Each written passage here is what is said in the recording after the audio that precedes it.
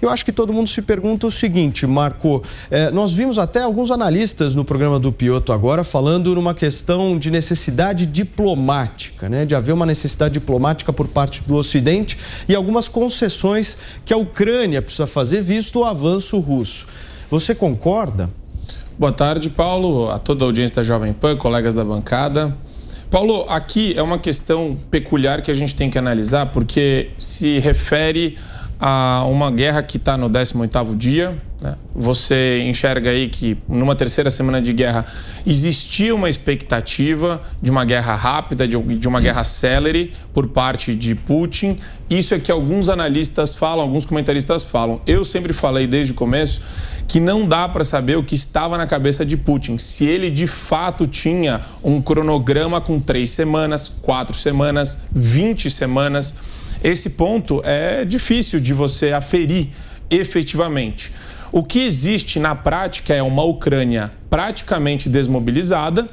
Existem resistências internas do exército ucraniano, claro, mas a gente tem repercutido aqui na Jovem Pan News a dificuldade do envio de materiais, de armas, de munição para os ucranianos.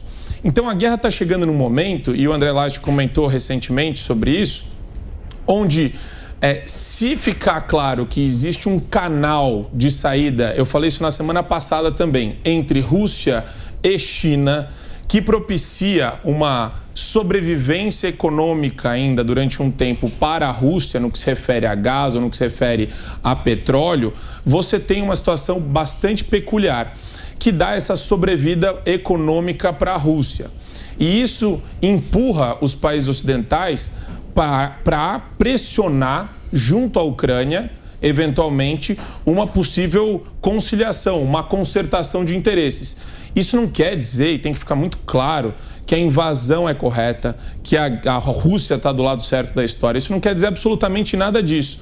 Mas a guerra propiciou um problema seríssimo para a Ucrânia, tem propiciado para a população russa um desastre do ponto de vista econômico também, não só no mercado de capitais, mas até McDonald's e empresas privadas estão cancelando, suspendendo operações na Rússia, mas também para o resto do mundo. Você vê, né, essa desorganização que aconteceu com relação ao barril de petróleo afetando os brasileiros. A questão dos fertilizantes abrindo uma série de questões para nós aqui, em pautas legislativas que estão sendo debatidas enquanto a gente fala.